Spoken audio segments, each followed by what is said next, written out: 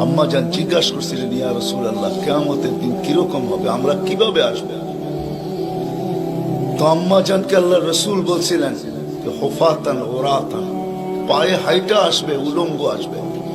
আম্মা জান চিৎকার দিয়া বলছে, আলা ইয়ারা বাযুনা বাযা, আমাদের একজন আরেকজনকে দেখবে না? আল্লাহর রাসূল আম্মা জানের কোলে শোয়া ছিলেন, উঠা বসছেন, চেহারা রং পরিবর্তন হয়ে গেছে, আর বলছে, আয়েশা ইয়াউমুন আসির, আয়েশা বড় কঠিন দিন। তো দুটা চিত্র তুলে ধরছেন আম্মার সামনে, বলছে, আয়েশা কিরকম কঠিন শুনবা? কাআন্নী আনজুরু মূসা মুতালাফফিফুন বিউমুদিল আরশ ويقول ربي لا أسألك اليوم أمي ولا أسألك اليوم أختي أسألك نفسي نفسي نفسي نفسي।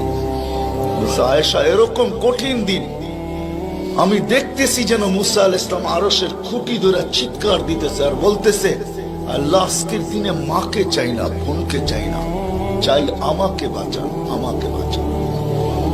কালিমুল্লাহ, যার কিতাবটা আল্লাহ নিজের হাতে লেখছে, কাতাবাত তাওরাত বিয়াদি, যার কিতাব আল্লাহ নিজের হাতে লেখা দিয়েছেন, কালিমুল্লাহ ছিল, আল্লাহর সাথে যিনি কথা বলতেন, যার উপাধি কালিমুল্লাহ। উলুল আজমি মিনার রাসূল, 5 জন নবীর ভিতরে একজন ছিলেন, 5 জন উলুল আজমি মিনার রাসূলের ভিতরে। আল্লাহর রাসূল বলছে, আয়েশা আরেকটু দৃশ্য বলবো তোমাকে? তো বলছে, ইয়া রাসূলুল্লাহ বলেন। বলছে, ওয়াজিআ বিজাহান্নাম, জাহান্নামকে যখন আনা হবে তো 70,000 শিকল লাগানো হবে, প্রত্যেকটা করার সাথে 70,000 ফেরেশতা ধরবে। তারপরও জাহান্নাম ছুটবে, সব ফেরেশতাদের হাতের থেকে ছুটা নিচে কিয়ামতের দিন মাঠের দিকে যখন ভাগতে থাকবে, তো জিবরিল আলাইহিস সালাম আল্লাহর পাশে থাকবে, চিৎকার দিয়া বসা পড়বে আর বলবে, রব্বি সাল্লিম সাল্লিম, রব আমাকে বাঁচান, আমাকে বাঁচান। ওই দিন শুধু একজন ব্যক্তিত্ব, আপনার আমার রাসূল মুহাম্মদুর রাসূলুল্লাহ সাল্লাল্লাহু আলাইহি ওয়াসাল্লাম শুধু উম্মতি উম্মতি বলে চিৎকার দিবে। আল্লাহ এটাই জবাব দিতেছেন, আনতা তাকুলু উম্মতি, আমি জানি আপনি উম্মতি বলে চিৎকার দিবেন, কেননা এখানে শুধু ব্যথা উম্মতের, আর কোনো ব্যথা নেই, কোনো ব্যথা নাই, শুধু ব্যথা উম্মতের ব্যথা। এমন এক ব্যথা দিলের ভিতরে ছিল, তো বলছে আপনি উম্মতি বলে চিৎকার দিবেন, আমি বলবো রহমতি রহমতি, 99 রহমত রাখা আছে, সালতো তা, ওই দিন আপনি চাবেন আমি দিব, শাফি তুশাফা, আপনি সুপারিশ করবেন আমি মঞ্জুর করব। আরেক রিওয়ায়াতে আল্লাহ বন্ধুকে সান্ত্বনা দিবেন, বন্ধু আনা মালিকি ইয়াউমিদ্দিন আনতা সাহিবা ইয়াউমিদ্দিন, আমি কিয়ামতের মালিক বটে কিন্তু বাদশা কিন্তু আপনি, আমি মালিক কিন্তু বাদশা আপনি। ব্যথা ছিল, ব্যথা। সুনামগঞ্জের মানুষ আমার চেয়ে বড় বড় ওলামার আওয়াজ করছে, আমি শুধু আপনাদেরকে একটু নবীর ব্যথা শুনাইতেছি, কিরকম ব্যথা ভিতরে ছিল। চলেন, যখন ব্যথাই শুনাইতেছিলাম তো আরেকটু শুনাই। প্রথম সিংহায় ফুতে সব ধ্বংস হয়ে যাবে, এটাকে নফখাতুল উলা বলে, কিয়ামত যেটাকে বলে। দ্বিতীয়টাকে নফখাতুন নুশুর বলে, দ্বিতীয় সিংহা ফুতে সব আবার জন্ম হবে, সব পয়দা হবে।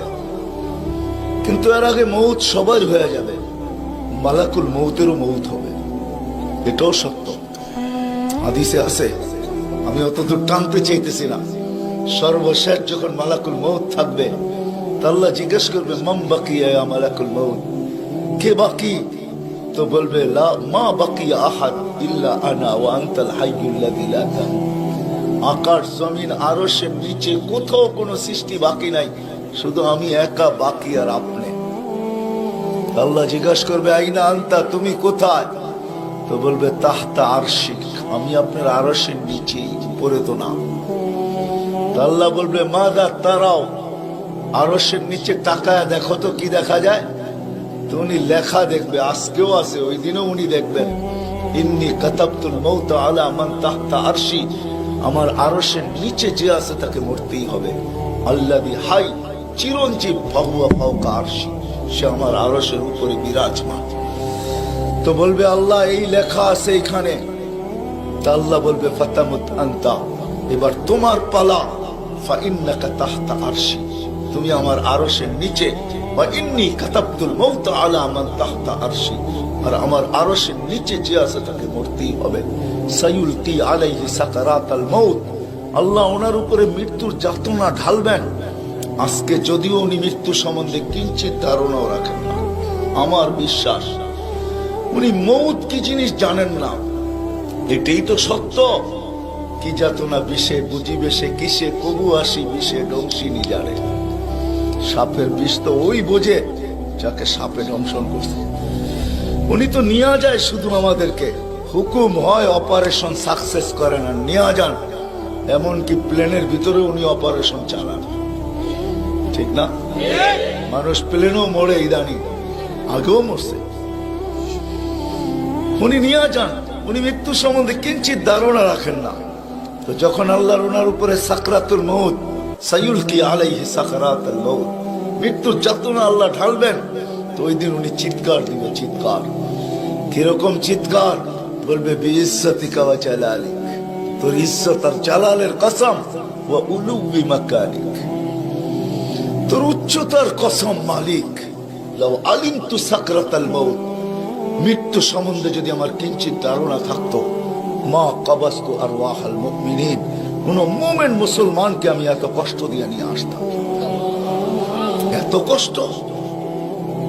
কিন্তু বহুত ওনার হবে, উনিও মুখ থুবড়ায় পড়বেন। দ্বিতীয় নফখার আগে আল্লাহ 4 জনকে পয়দা করবেন, জিবরিল, মিকাইল, ইসরাফিল, মালাকুল মউতকে। কিন্তু পয়দা করতে দেরি, জিবরিল আলাইহিস সালাম কানতে দেরি করবেন না। 3 জন জিজ্ঞাসা করবে কান্নার কারণ, বলে ইদান ইউমার ইসরাফিল, এখনই হুকুম করা হবে ইসরাফিলকে নফখাতুন নুশুরের জন্য, আর আমাকে হুকুম করা হইবে আল্লাহর বন্ধুকে মাকামে মাহমুদে নিয়ে আসার জন্য। কিন্তু আমি আমার মৃত্যুর পরে ভুলে গেছি ওনার কবর কোথায়। তো 3 জন বলবে সহজ সমাধান, ফাসআলিল আরদা, তুমি জমিনকে জিজ্ঞাসা করো। তো জিবরিল আলাইহিস সালাম জমিনকে জিজ্ঞাসা করবে আইনা কবরা হাবিবার রহমান, আল্লাহর বন্ধুর রওজা কোথায়? তো জমিন উত্তর দিবে কদ দাক্কানি আল্লাহু দাক্কা ফানাসিত, প্রথম সিংহায় ফুতে আল্লাহ আমাকে এরকম ধুনা ধুনছে, এরকম ছানা ছানছে। ছানা বোঝেন? ধুনা বোঝেন? এরকম ধুনা ধুনছে ফানাসিত, আমিও ভুলে গেছি কোথায় রাখছি। এটা মাঝে মাঝে আমাদের সাথেও ঘটে। টুপি যাবে খোঁজে সারা ঘরে, ঠিক না? সারা ঘর মাথায় উঠে ফেলে, হঠাৎ পকেটে হাত দিয়া দেখে টুপি আর জিব্বাটা কামড় দিয়ে বেরিয়ে চলে যায়, ঠিক না? নাহলে তো ঘরালার আবার এর মাথা খারাপ করবে, ঠিক না? আমাদেরও ঘটে, জমিনও ভুলে যাবে।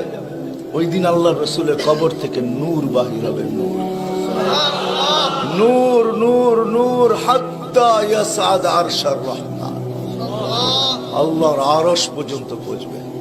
আজকে বাহির হয় না, আজকে বাহির হলে দুনিয়া দুনিয়া থাকবে না, শেষ। আজকে সুযোগ নাই, ওই দিন বাহির হয়। জিবরিল আলাইহিস সালামকে হুকুম করা হবে নিয়ে আসো মাকামে মাহমুদে, নিয়ে আস, যাবে। পরেরটা হইল সুনামগঞ্জের মানুষ বুচার, যদি ভিতরে দিল থাকে তাহলে বুঝবেন, নাহলে বুঝবেন না। উনি যাবে, পর মারবে পর, আর বলবে তুমি হাবিব আর রহমান, আল্লাহর বন্ধু ওঠেন।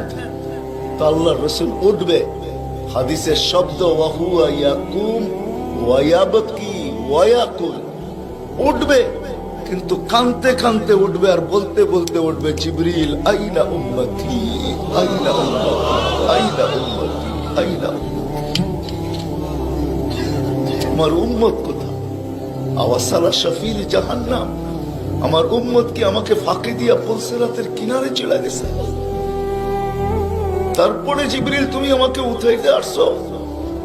তো জিবরিল কসম খাবে বিইজ্জতিল্লাহি ওয়া জালালি মা শাক্কাল আরদ আহাদুন ইল্লা আনতা, আপনি ব্যতীত কেউ ওঠে নাই, উম্মত কোত্থেকে উঠবে?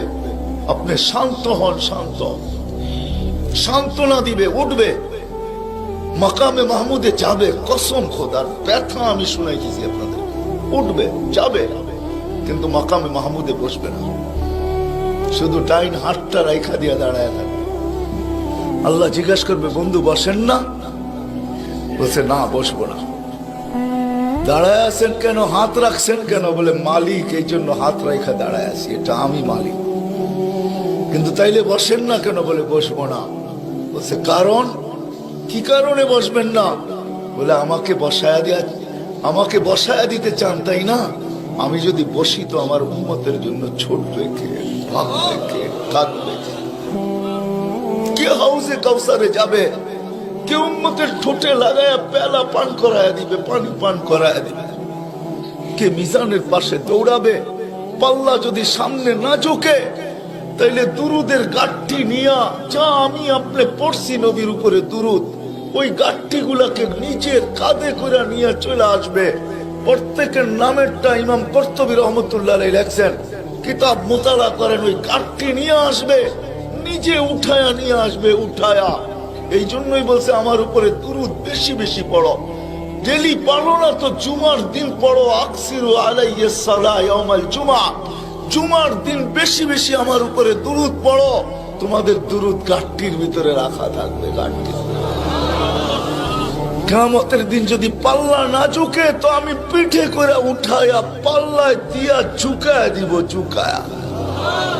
আবার মিজানের পাল্লায় পুলসিরাতের ওইখানে দৌড়াবে। বলছে, কে দৌড়াবে উম্মতের জন্য? যে কিয়ামতের মাঠে ব্যথা নিয়ে উঠবে, ব্যথা নিয়ে উঠবে, ব্যথা। হায় হায়, যে মৃত্যু লগ্ন ব্যথা নিয়ে গেছেন, ব্যথা। কোনো ব্যথা না, কোনো ব্যথা না, নয় ফ্যামিলির ব্যথা না, হাসান হোসাইনের ব্যথা না, আলী ফাতেমার ব্যথা না, যে হাসান হোসাইন কলিজার টুকরা ছিল, টুকরা। সুনামগঞ্জের মানুষ বুঝবেন কি বুঝবেন না জানি না, দুই ভাই আসছে আল্লাহ রসুলের কাছে, আয়েশা বলছে, নানা জান আপনি উত্তম না আমরা দুই ভাই উত্তম? সাইয়্যিদুল আউয়ালিন ওয়াল আখিরিন কে জিজ্ঞাসা করে, যার সুবাদে সমগ্র জগৎ তৈরি, যার রহমতের ছোঁয়ায় সব অস্তিত্ব পাইছে, আমিও আপনাও সমস্ত সৃষ্টি, আরে সমস্ত নবী রসুল যার রহমতের ছোঁয়ায় অস্তিত্ব পাইছে, তাকে নাতিদয় জিজ্ঞাসা করতেছে, নানা জান আপনি উত্তম না আমরা দুই ভাই? আল্লাহ রসুল সাদা সিধা জবাব দিচ্ছেন, আমি উত্তম, খায়রুল বাশার, আমি উত্তম। দুই ভাই হাসা দিছে।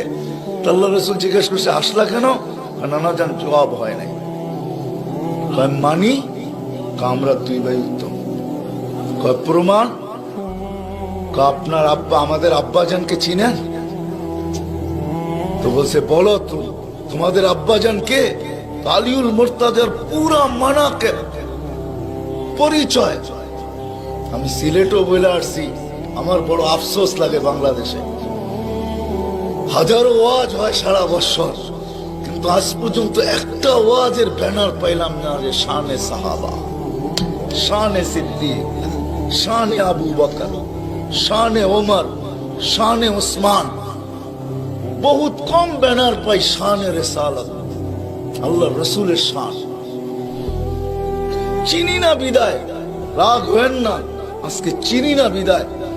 প্রত্যন্ত অঞ্চল সুনামগঞ্জের সাথে আজকে যোগাযোগ বড় ভালো, আপনাদের হাইওয়ে বড় সুন্দর, গাড়ি বড় স্পিরিটে চলে, কিন্তু একটা দিন ছিল এখানে যোগাযোগ বড় দুর্গম ছিল।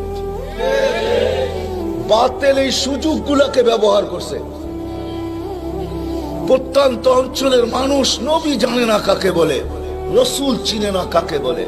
আপনারা তো শহরের মানুষ, হায় হায়, আপনাদের এই সুনামগঞ্জ পাওয়া যাবে বহুত মানুষ নবীর নামও বলতে পারবে না। রাগ হয় না, রাগ হয় না, পায়ে হাত রাখে। বিদায় বাতিল এটা কি সুযোগ হিসাবে ব্যবহার করে, নবীকে যখন চিনে না তো ভুল নবীর 2 নম্বর 22 নম্বর নবীর মালা তাদের গলায় পড়ায় দেয়। কাদিয়ানি বানাইতে সুবিধা এই জন্য, নবীর পরিচয় যদি আমাদের বাচ্চা বাচ্চা জানতো, নারী পুরুষ জানতো, আমাদের স্কুল কলেজের ছেলেরা জানতো যে আমাদের নবী কে, তার প্রয়োজন কতটুকু, তার মর্তবা কত বড়, তাইলে কেউ এরকম দাওয়াত নিয়ে যাইতে দেরি, জুতার বাড়ি খেয়ে ফিরতে দেরি হতো। মুখ খোলার সুযোগ ছিল না আমার বড় আফসোস লাগে, দিলে ব্যথা লাগে, ব্যথা যে বাংলাদেশে হাজারো লক্ষ ওয়াজ হয়, জানি না হুজুররা দেখছে কিনা জানি না, শানে সাহাবার কোনো ওয়াজ নেই, শানে আলী, শানে ওমর, শালে হায় হায় কথা মনে